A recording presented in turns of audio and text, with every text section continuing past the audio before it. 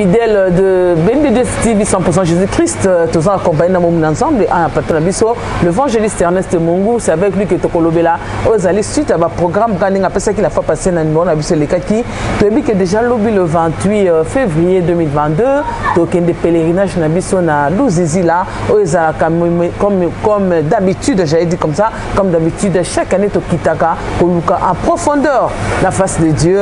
Alors le to qui qu'est-ce qu'on va aller faire avec mon ensemble tokobeta lisolo mais tobela plus non aux thématiques et à l'élo na kit na l'élo le 27 février en église de Dieu. On avait parlé de la préparation de la prière. Je m'en vais recevoir l'homme de Dieu qui est toujours à mes côtés et nous allons ensemble l'écouter. Je lui dis bonjour homme de Dieu. Bonjour naba fidèle nabiso babonné nabiso ya béni de Dieu TV nzambe ya lola a pambola bino. Amen amen amen. Tu as mis bénédiction surtout que zali dernière bénédiction il y a mois de février pour toi on déjà mois de mars biso to bana on a kat na Luzizi là na bi ke bino pe ensemble to kota na bino et puis vous aka connecter nos besoins vous allez connecter. Homme de Dieu to ngi ba juste aux aki thématique na biso lelo la préparation de la prière. Nangi peut-être no na mukuse au pesa biso na nous moto ba makambo ya Luzizi là. Oui, na préparation de la prière na linga kota li saliboto na nzambe que ebele bakendaka kosambela mais babongisaka oyo bakolobela nzambe te. Omona moto akomi na esika ya losambo abandi koloba mais aza vraiment la précision te. Nous avons Jésus-Christ dans l'enseignement de la prière à Kebisaki biso na Matthieu 6:7. En prière, ne multipliez pas de vaines paroles comme les païens qui croient qu'à force de beaucoup crier, ils seront exaucés. Amen. Donc la prière, il faut avoir la précision. Et là, si je vais méditer parole en Zambé, et si je vais 1 Jean chapitre 5, verset 14 à 15, et si je vais Bible sur le BT, tous les gens dans Zambé une assurance que ce que tu sais, c'est ma volonté, de te comprendre que pour Nzamba yoka, et au bon de la colère, c'est ma volonté en Zambé. Et la volonté de Dieu, c'est quoi? Et la volonté de Dieu, c'est sa parole. Donc la volonté de Dieu se trouve dans sa parole. Jésus-Christ a été mis sur Jean 15:7. Alors si vous demeurez en moi et que mes paroles habitent à vous, demandez tout ce que vous voudrez et cela vous sera accordé. Donc de comprendre que force il y a prière et voir la parole il y a ensemble. Prière, ce n'est pas que définir ça que c'est un dialogue, c'est un dialogue entre la personne et son Dieu. Or, quand on parle du dialogue, on voit deux ou plusieurs personnes qui se parlent. Et si on se parle avec Dieu, il faut Nzamba Loba, Bisopeto Loba. Or, Nzamba ça Loba. Vous comprenez? Jusqu'au tour Loba Nzamba à travers parole naïe. Seigneur, ta parole dit, ta parole déclare, la Bible dit. Par rapport à Malobanaye, il y a une église Kolobete, avant Moutoua Sambela, il y a les boussons, il y a un problème. Et Bela Zoua une église, il n'y a même pas de problème. Car modérateur, tout le monde est là pour la Bakiti, tout le monde est là pour la Bassani, tout le monde est là pour la Bassani. Mais il y a un peu d'abord à un sujet. Vous comprenez? Et deuxième chose, Luka Oyeba, Nzambe aloba nini na oyo etali sujet na yo. Pour oyo Nzambe aloba, yangone volonté na ye, likolo na problème oyo zanango. Luka ba verset biblique. On nous semble la thème aux autres préparer prière. Au côté na pasteur, au côté na bayaya, au côté na bandeko. Nana sujet na ngaya voyage. Nzamba loba ni pour hôtel voyage. Le verset biblique. Nzamba loba nous allons aller, nous allons retour. Parce que côté makolo, il faut pas s'amener là yo. Mon côté côté les mélo tant vous en avez beau. Il faut en avoir verset biblique ouana. Puisque Dieu est toujours fidèle à sa parole. Il est vraiment fidèle comme la Bible déclare, il n'est point un homme pour mentir, ni fils de l'homme pour se repentir. Tant on dit il faut étudier, méditer, comprendre yango, pour yangonde et susciter foi na yo. Parce que la prière sans la foi, c'est une prière nulle, pas de réponse. Vous comprenez? Parce que c'est la foi qui fait marcher la prière. Or, la foi, c'est tout dans la parole. Romains 10, 17. La foi vient de ce qu'on entend, et ce qu'on entend vient de la parole de Dieu. Tant qu'on trouve ce qu'on va verser biblique, au étudier, au comprendre, il y a des choses qu'on foi, au composer ce qu'on prière. Et dans la composition de la prière, il faut toujours commencer par glorifier le nom de l'Éternel. Parce que dans l'enseignement de la prière, dans Matthieu 6, 9 à 13, je dis que voici donc comment vous devez prier. Notre Père qui est aux cieux, que ton nom soit sanctifié. Donc nous devons d'abord commencer par l'adoration et la louange. Et tant qu'on compose la prière, nous avons au côté de moment d'attente. Nous moment de makasi yangoana, moment d'attente pour dire que moment de causer la réponse il y a prière na yo. Oh, pendant que vous osez là, que l'enseignement 1 Jean 5, 14 à 15, tu peux que l'enseignement Marc 11, 24, il faut déjà on dit que Nzambe ça salélio. Et tant que on dit que Nzambe salélio, banda suko yo kupambola ye kupese merci selon Philippe 4, 6. En toute chose, votre contribution à Dieu par de prières explications avec les actions de grâce. Banda kupese Nzambe merci. Et tant que kupese Nzambe merci, il faut suko o banda ko longola molimo na découragement parce que mon que le sang et prière de ça les matin bandi se décourager yo banda toujours continuer la prière na yo tu peux ça que exemple il y a Daniel 10 12 tout le monde qui ndenge Michael Epseki Daniel Kenzambe sa yoka ki prière na yo malobo lobela Kenzambe ayoka ki nandia na maloba wana nde lelo ngai na ye mona ki pendenge ange lobela ki Zacharie na Luc chapitre 1 verset 13 ne crains point Zacharie car ta prière a été exaucée. Donc c'est un moment de remercier Dieu, de carter, d'enlever le découragement, la doute, la peur. C'est vraiment un moment de résister au diable. Et tant que vous résistez au diable, vous avez un diable, vous bandit qu'on continue, qu'on confesse, résister à la prière, c'est comme ça qu'on peut faire la prière. Et tant qu'on comme une souka, vous bandit peut prier prière en langue pour fortifier prière selon Romains chapitre 8 verset 26. On a préparé qui église, toujours que les âmes nous disent là, mutaye ba azoke na sujet nini. Alors que les versets bibliques akoye ba ko se défendre nango. Parce que yemo konzamba zoloba Nésaïe chapitre 43 verset 26, plaidons ensemble.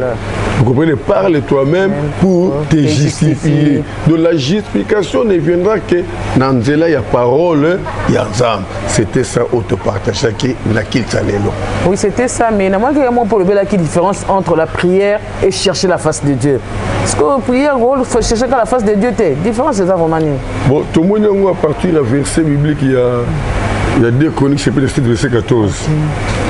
Bible, si mon peuple sur qui est invoqué mon nom, simili, prie et cherche ma face.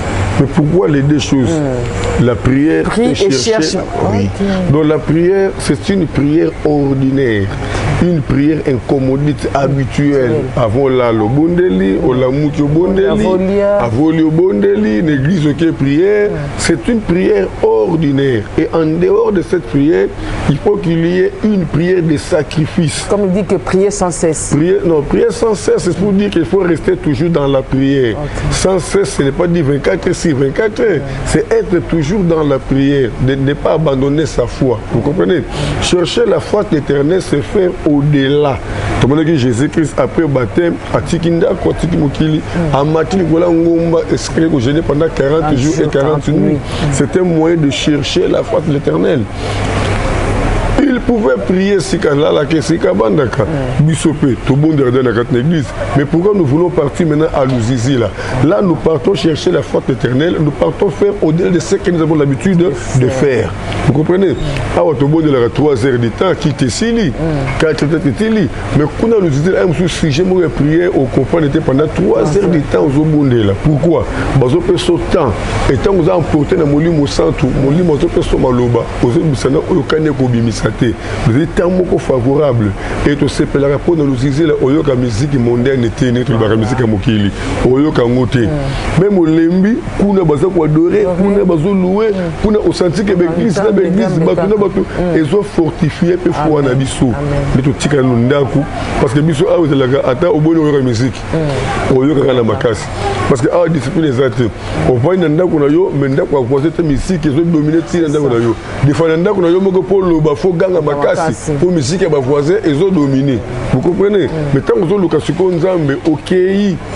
En dehors, il y a lié habituel na yo.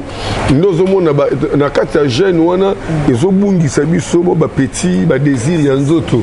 Mais ezomata biso makasi na désir ya molimo pe ezopesa biso soif ya koluka nzambe wana. C'est ça l'importance ya rechercher le nzambe. Voilà, c'est ça l'importance de chercher la face de Dieu, comme l'homme de Dieu vient de le dire. Vous avez senti la différence entre la prière, prier et chercher la face de Dieu. Alors, homme de Dieu, comme on voulait s'adresser à l'internaute Nabiso, dans les programmes Nabiso, les alines d'Engenini, comment est-ce que tu as dit dans programme, comment est-ce que tu as préparé à moi? Le programme, il y a l'Ouzizi, la fois passée, tu le regardes en direct l'internet. Mais ça, là, sacrifice à ma casse, il y a un groupe électrogène, un régime Oubimba, tu l'écris en direct et tout ça. Mais cette fois-ci, tout ce qui m'a coquillé, un groupe et tout ça, et on a prier par la foi par rapport au programme pour ça. Donc, tu as un lobby l'après-midi, tu as un magasin, 18h, 19h, tu as vendu. 0h, tu côté na kati na zamba, journée mobati 18h. Nous sommes dans la cité, nous avons un repos pour nous tongo tozonga.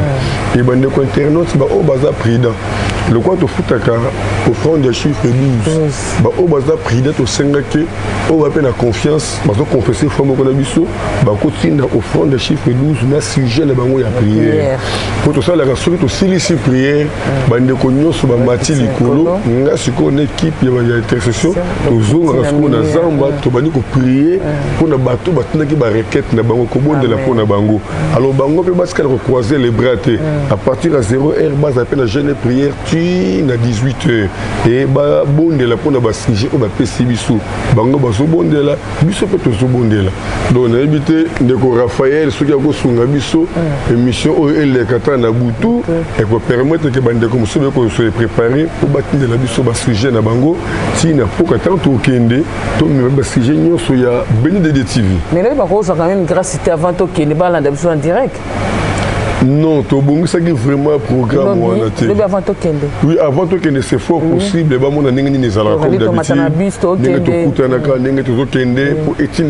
se préparer, vraiment la connexion à merci beaucoup, homme de Dieu. Je sais pas que c'est quelque chose que je n'ai pas posé. Oh, non, non. Comme Baksa Nabiso, et Zagaka, le numéro est plus 243 89 75 15 851. 24 sur 24 na WhatsApp, tout ça la réunion sur Sénéli pour tout yamba babounia na biso. Et tout ça na plus ba partage, ya ba message, ya ba vidéo. Et tout ça na bande ko ba se faire abonner et musu se faire ba like kata ba vidéo, ba commenter kata ba vidéo.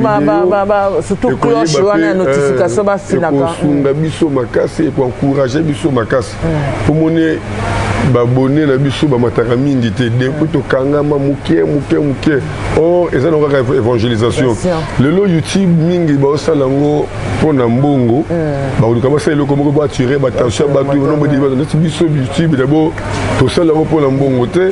D'ailleurs quand tu ba bloquer na ma monétisation, bon tellement ngai YouTube ezali nzambe ne muta epsaki ngai na leka na YouTube parce que na nzela grâce toi tsekat na ngai ana na posa pe akuta na libota na mokili mobimba. Nous sommes awa to yamba dia ba to États-Unis, on va retraite awa, to yamba ba to Allemagne, ba to France, ba to Belgique, ba to Londres. Donc to yamba ba to belé, ou bina ba yero ko ta ba retraite na bango awa. Nenge nzamba be nanga ke atindi nga une internet pour nzela na grâce alingi akuta na ba oyo ya ye. Donc to panza sango wana peut-être bande ko mususu ba ozela ka ba yo kapo bango ba se connecter lipamboli na bango za nesika on. Merci beaucoup homme de Dieu. Merci beaucoup. Nassi Boyoki, l'homme de Dieu dans la profondeur de son cœur, nous a transmis les messages au Sengeli. Déjà parti à lundi le 28 février 2022, toké pèlerinage Nabiso, na Louzizi là, dans le Congo central, le pasteur Okende.